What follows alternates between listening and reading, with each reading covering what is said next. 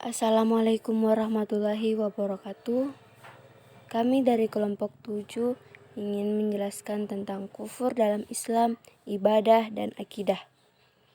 Sebelum itu, saya perkenalkan teman kelompok saya antara lain Karina Baharudin, Ayu Ratnasari, dan saya sendiri Ayu Arianti. Pengertian kufur.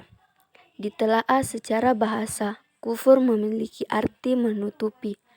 Namun jika ditelaah menurut syarah, maka kufur berarti tidak beriman kepada Allah dan Rasul-Nya. Ketika seseorang tidak beriman kepada Allah dan Rasul-Nya dengan cara mendustakannya ataupun tidak dengan cara mendustakannya, maka orang itu sama saja telah kufur atau mengkufuri keberadaan Allah dan Rasul-Nya. Kufur secara bahasa berarti menutupi.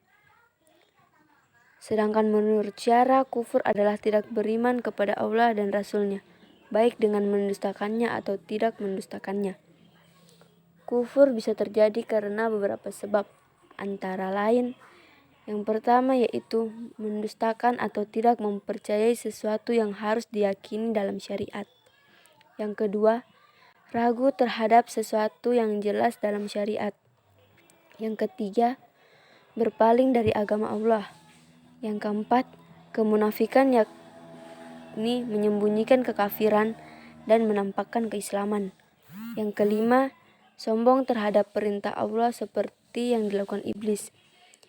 Yang keenam, tidak mau mengikrarkan kebenaran agama Allah, bahkan terkadang dibarengi dengan memeranginya padahal hatinya yakin kalau itu benar, seperti yang terjadi pada Fir'aun.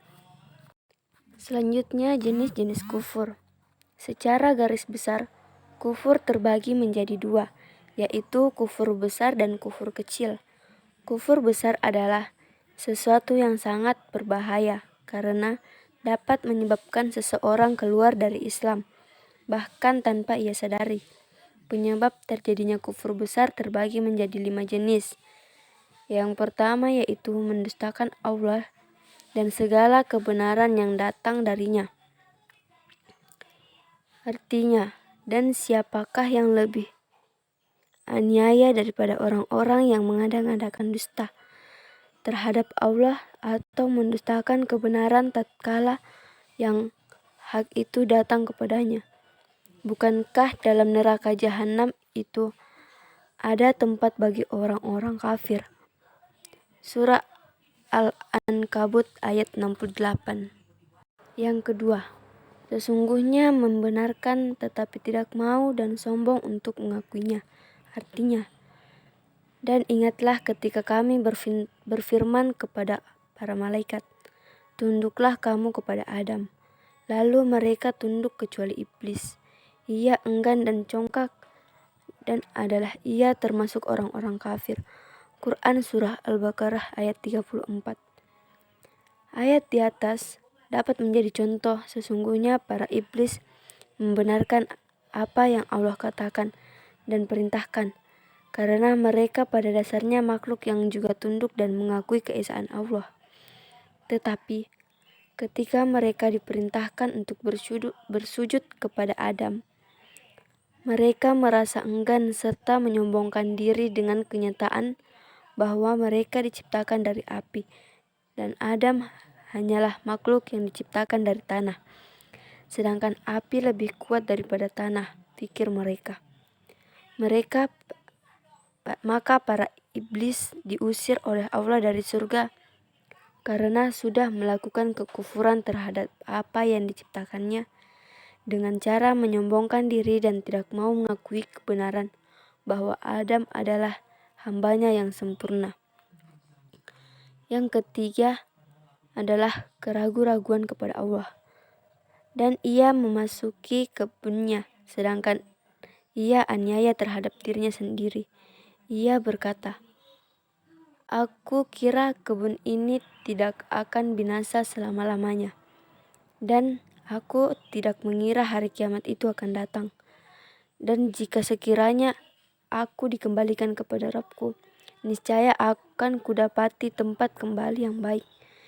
temannya yang mukmin berkata kepadanya, "Apakah engkau kafir kepada Rabb yang menciptakan kamu dari tanah, kemudian dari setetes air mani, kemudian Dia menjadikan kamu seorang laki-laki? Tapi aku percaya bahwa Dialah Allah Rabbku dan aku tidak menyekutukannya dengan sesuatu pun." Quran Surah Al-Kahfi ayat 35-38.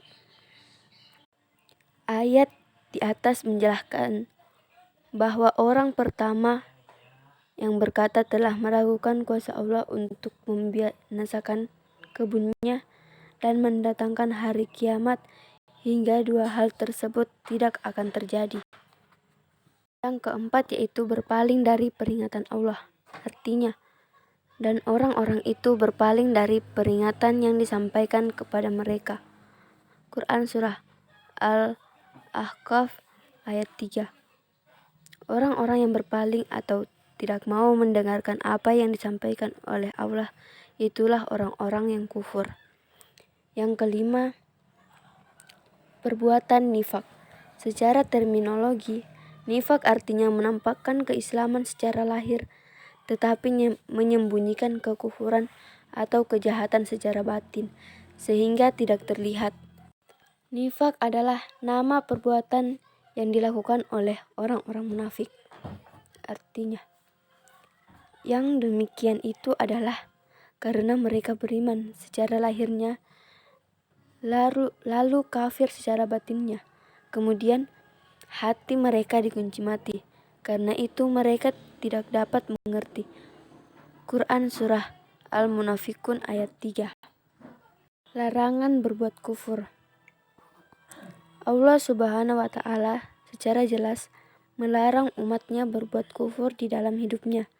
Hal ini disebutkan dalam dalil Al-Quran, yaitu, sesungguhnya Allah membela orang yang beriman.